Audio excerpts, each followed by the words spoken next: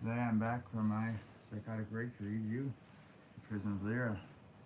The book, like I said in my description, you'll find is true with any actual serious speculation because anyone can say something is true without having the like without having an example that is what I'm trying to say.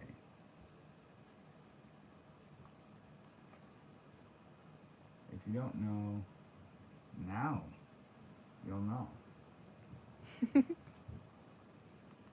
The Prism of Lyra is an exploration of human galactic heritage written by Lyssa Royal Holt, who I decided to start texting her husband. He sent me some meditation videos that I will get to. This is a book that examines the idea of creation in a different light. In contrast to the notion that humans are a result of creation, it explores the idea that the collective humanoid consciousness or soul created our universe for specific purposes. What are those purposes? Who is involved? These questions and many more are addressed, resulting in startling possibilities. Prism of Lyra then traces various off-planet races, Lyra, Vega, the Pleiades, Orion, Zeta Reticuli, and more, through their own evolution and ties them into the developing Earth. Highlighted is the realization of our galactic interconnectedness and our shared desire to return home. Explore with us the passage through the Prism of Lyra. The chapters include dimensional infusion, the creation of the galactic family, the womb of Lyra, the Syrian factor, the winds of Orion, Earth's Pleiadian cousins, the gateway of Arcturus, Earth's inception, Zeta Reticuli, transformation and awakening, integration, coming home to ourselves, and a galactic creation story. Lyssa Royal Holt, she holds a BA in psychology and is an internationally known channel and lecturer from Arizona. In 1979, she had a clear UFO sighting with her family that triggered a profound interest in extraterrestrial phenomenon. Lyssa studied channeling in depth in Los Angeles and developed her natural talents before beginning to channel publicly in 1985. She is a co-author of a number of books.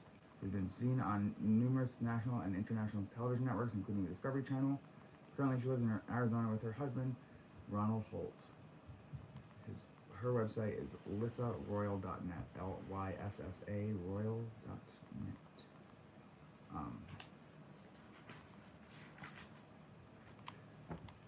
What I'm trying to say is sometimes people love saying, oh, that's not true, but they actually don't have an example of what is true in its place. You're like, oh, I just know like that's not true though. It's like, oh, so what do you think happened? Oh, I don't think we have the people would say, oh, I don't think we have the evidence to conclude any of this could be true. Okay, but where she gets her evidence is channeling interdimensional beings, and people say, okay, that's not even real. But in place of doing this, people don't have any evidence for like what that could be. Like people like my fucking wonderful brother say, oh, that they're just straight up lying. They're just straight up, all these people are just straight up lying for attention and money. And you know what? Sure, if that's what you want to believe, we create our own reality, so it must be sad to live inside worlds like that. But in our world, the real world, we're going to read you some things about women literally channeling interdimensional beings and telling us literally our galactic history, going back to the creation of the physical reality. So, here we go. So this book was first published in 1989. This is the preface, by the way. Well, might I say, we're beginning now on the preface. To the children of Lyra scattered throughout the galaxy, near and far, may you remember your heritage. Preface.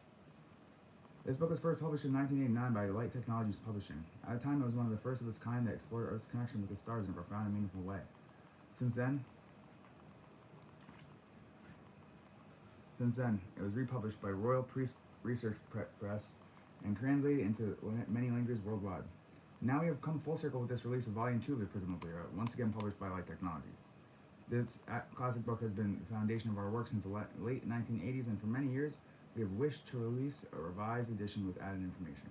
Finally, that day is here. That's this. Oh, it's a Wednesday. Hey, Sadie. And Kitty Cat. It's Lorena. Mm-hmm. Part 1 of this book contains the original material from the Prism of Lyra without any changes except slight editorial ones. Since the material was dictated from the mounted dimensional consciousness Germain, channeled in 1989 through Lyssa Royal Holt, we did not wish to change anything. Part 2 of this book is a transcript edited for clarity from a workshop given by Lyssa channeling Germain in Grass Valley, California in 1999. Considering the many hours of channel material Lyssa has channeled on the subject from the 1980s to present day, and listening to feedback from devoted students, we felt this is the most comprehensive session that would be perfect choice for the revised edition. Recognizing our connection to the stars is more important now than ever before. It's one of the biggest shifts in consciousness our planet can undergo that will propel us towards creating a new planetary community. Something we can desperately need in this time of chaos. It's unprecedented times. It is our hope that this book can assist in this process, even in a small way. So thank you for your heartfelt interest. To the children of Lyra scattered throughout the galaxy, may you remember your heritage. Must I read the acknowledgements? No.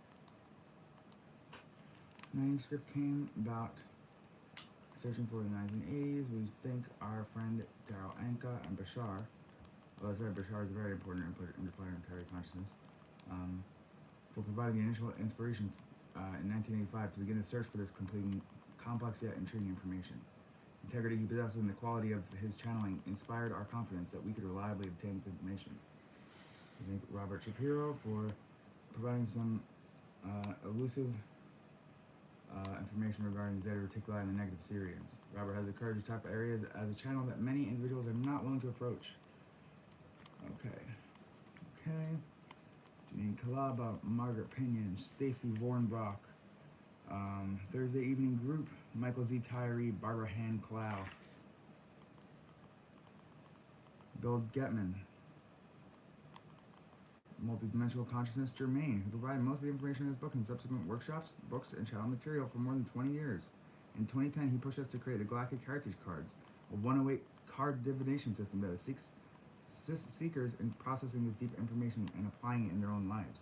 He continued to masses us with profound insights and techniques, insights, and depth of understanding about our universe. That's the Galactic Heritage Cards I have on my phone. Is my set of tarot cards. Not tarot cards, but you know. What are they called, Kelly? What cards? Oracle cards. Oracle cards. Finally, we thank all our readers and students around the world in many countries who have kept interest in this classic book alive. Without you, this revised edition would have never been born. Thank you for your encouragement, your letters, and your passion regarding the subject matter. This book is for you. Alright, well now we're into the actual book. Oh no, we're not. Oh no, we still have an introduction. Hold on, hold the phone. Okay, so if you're interested, maybe come back soon. Well, this is a quote from Empedocles. Introduction. It was not the mixture, O men, of blood and breath that made the beginning and substance of your souls. Through your earthborn and mortal body is framed of those things. But your soul has come hither from another place. From the earliest days in Earth's recorded history, there has been a bittersweet emotion that wells up within us as we gaze into the expanse of the night sky. Some of us long for the day when the human race can travel beyond the stars. Is it really just a hope for the future rather than a remembrance of our past? The human consciousness has intricacies that still remain unexplored. What stirs us to push evolution to its limits? What drives us to create dissension between the races on our planets? Perhaps it is possible that we're playing out a cosmic drama and have only temporarily forgotten the script. We know that what one country or race does upon the other affects another. Right, Onyx? Yeah. This guy. This idea may also spread outward into the universe. Perhaps what we do has here affects countless other civilizations on other planets. Could we really be that linked together? As above, so below? Might be. Information presented in this book is a compilation of years of insights, deductive reasoning, and channeling. Meticulous cross-referencing of various channels has been conducted, primarily using the work of co-author Lyssa Royal Holt, as well as research into a number of respected anthropological and metaphysical works. The reader may consider these ideas to be literal or symbolic, for the story is the same. There is no claim that this is the ultimate truth of our galactic family's emergence into this reality. see? Don't you see? There, the reader may consider these ideas to be literal or symbolic, for the story is the same. There is no claim that this is the ultimate truth of our galactic family's emergence into this reality. If it works for you, use the insights here given here as a catalyst for your own growth. If not, perhaps it can lead you one step closer to your own personal truth. I mean, most of the stuff I read, if you just assume, like, not assume, 60 to 80% of it is true, and like the rest they're like fudging on or they have slightly wrong. Like they said, if not, perhaps it can lead you one step closer to your own personal truth. Not your own personal truth, sure, but really closer to making your own personal truth closer to what would be an amalgamation of a wholer objective truth. Anyway, back to the book. One of the most important ideas is to accelerate the human potential. Accelerate the human potential is the allowance of all truths to be a manifestation of the one truth, whatever it may be. Though this allowance emerges unification. Through this allowance emerges unification. If nothing else, let this book be fun to read, interesting, and stimulating to your imagination. Your belief is certainly not acquired, but your willingness to be an explorer is. This is an introductory book. An extensive glossary has been created at the end of the material for any unfamiliar terms that may have been used. Each chapter represents a different facet of the intricate tapestry and how the tapestry affect Earth. Through many discussions, the information has been honed down into a framework that will introduce the reader to a cast of characters. The cast is not complete. There are countless other members and dramas being played out throughout our universe. These characters have emerged as the ones who seem to matter most, the human drama here on Earth. There are certain assumptions carried throughout the material that are a foundation for the rest of the information. One of these is the idea of reincarnation and the infinite nature of consciousness. It is not necessary to embrace this concept in order to grasp material, but it will allow the reader a more expanded view of the bigger picture. It totally is necessary for the reader to embrace the concept. Are you kidding me? Like, if you can't, if reincarnation is too big of an idea for you, then maybe this is the wrong place. Maybe start somewhere smaller, like ABC book. Another assumption presented is the idea that each being possesses a higher awareness. It is purported that regardless of the level of existence a being has chosen for a given lifetime, it retains an awareness or consciousness or subconscious of its connection to the whole and its divine identity. This concept connects us with the idea that it is we and we alone who control our destinies. Therefore, evolution is in our own hands. Throughout the entire book, the assumption will also be carried that the whole or integrated mass consciousness of our galactic family has always existed. For the purposes of the information presented, there will be need to set some parameters. These parameters will allegorically refer to the beginning of a story as being dimensional infusion and the end being as the integration. So the beginning is the dimensional infusion and the end is integration. In many cases, labels have been used to denote places or people such as Sirius or Syrians, and generally these labels are fluid, more denoting a realm or vibrational awareness and a fixed idea. In a case such as Lyra, for example, the possibility is respected that the very stars spoken of having become black holes and white holes many times over. Therefore, these can be spoken of as ideas rather than concrete points in time and space. These ideas carry weight. This is quite apparent in our legends that we give importance to other star systems. The Dogon tribe legends, the Sumerian texts, and the ancient Egyptian writings all claim contact with beings from other star systems. These legends must come from somewhere, though their language and contemporary style of expression differ slightly, the consistency of their content is beyond argument. Information about the past of the human race can enrich our lives here on Earth. If we are to truly transform it, will be through the infusing of awareness into our world, not using the awareness to escape from our responsibility as citizens of Earth and the Galactic family. It says, note, please read the footnotes and the glossary. Smiley face. They printed a smiley face in there, how nice. I want to say part 1. I am a child of Earth and starry heaven, but my race is of heaven alone. This you know yourselves. Transferred from the Patelia Plate, Orphic initiates, 200 to 400 BC.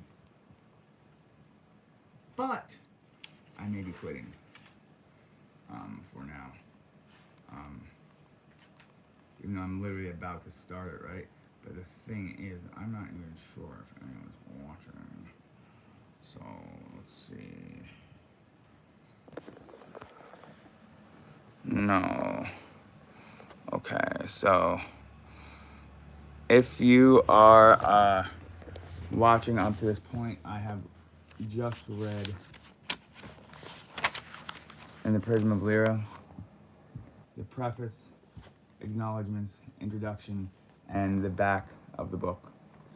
Next time I'll be getting into Dimensional Infusion in part 1, chapter 1, and Creation of the Galactic Family, part 1, chapter 2.